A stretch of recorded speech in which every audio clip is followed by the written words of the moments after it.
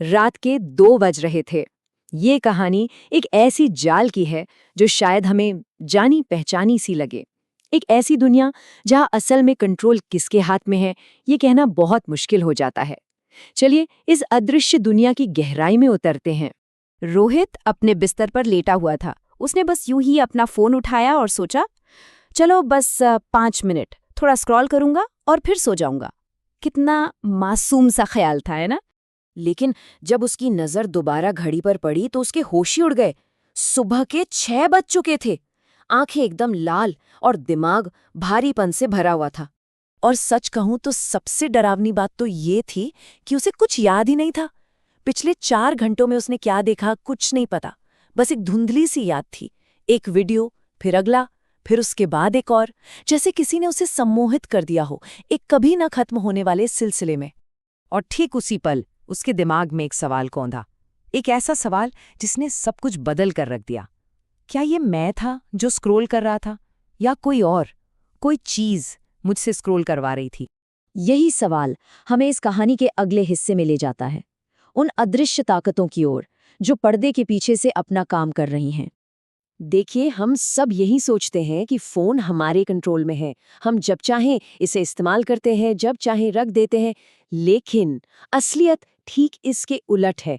सच तो ये है कि फोन हमें कंट्रोल कर रहा है, ठीक वैसे ही जैसे कोई कठपुतली चलाने वाला अपनी कठपुतलियों को करता है। और इस खेल के मास्टर को कहते हैं एल्गोरिदम। ये सिर्फ एक कंप्यूटर कोड नहीं है, नहीं, ये एक पूरी मनोवैज्ञानिक प्रणाली है जो हमारे हर एक सेकंड के व्यवहार पर नजर रखती है।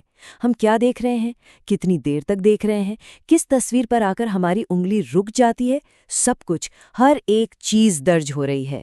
और इस सारी जानकारी से वो हमारा एक डिजिटल अवतार बनाता है। सोचिए, एक ऐसा वर्जन जो शायद हमें हमसे भी बेहतर जानता हो। उसे पता है कि हमें आगे क्या देखना पसंद आएगा। लेकिन ये सब हो क्यों रहा है? वजह एक बहुत ही सीधा साधा बिजनेस मॉडल है। हमारा समय उनका पैसा है।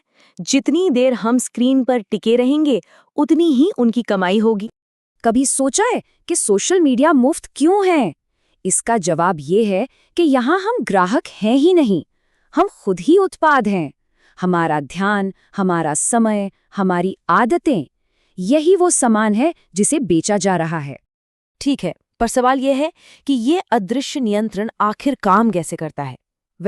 इसका जवाब हमारे दिमाग की केमिस्ट्री के अंदर छिपा है। इसका नाम है डोपामाइन। ये एक केमिकल है। जब भी कोई हमारी फोटो को लाइक करता है, कोई कमेंट आता है या कोई नया नोटिफिकेशन आता है ना, तो हमारे दिमाग में ये केमिकल रिलीज होता है और दिमाग को लगता है, वाह, ये तो बहुत अच्छा है, मुझे ये और चाहिए। और बस यहीं से शुरू होता है लत का वो चक्र। पहला कदम, हम एक इनाम की उम्मीद में स्क्रॉल करते हैं। दूसरा कदम, हमें एक मजेदार वीडियो या एक लाइक मिल जाता है और हमें मिलती है थोड़ी देर की संतुष्टि। लेकिन तीसरा कदम, जैसे ही वो संतुष्टि खत्म होती है, तलब वापस लौट आती है और हम फिर से स्क्रॉल करने लगते हैं। सच कहूं तो सोशल मीडिया एक बहुत बड़े कसीनो जैसा है। हर स्वाइप एक नया दांव है। क्या पता अगला वीडियो और भी मजेदार हो, क्या पता अगली पोस्ट चौंकाने वाली हो, और बस इसी क्या पता की उम्मीद में हम स्क्रॉल करते ही चले जाते हैं। तो अब सवाल ये है कि लंबे समय में इस लत का हमारे दिमाग पर, हमारी भावनाओं पर और दुनिया को देखने के हमारे नजरिए पर आखिर असर क्या होता है? धीरे धीरे दिमाग खुद को बदलने लगता है। हमारा ध्यान लगाने की क्षमता कम हो जाती है।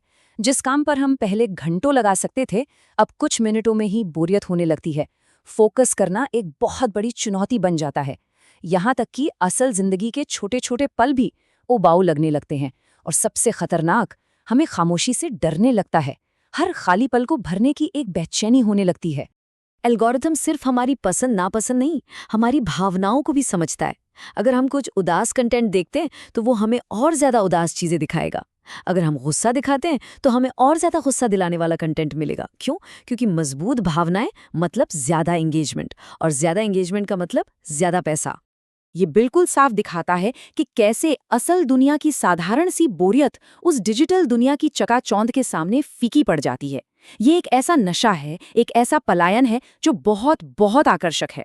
और फिर धीरे धीरे हम एक फिल्टर बबल में फंस जाते हैं।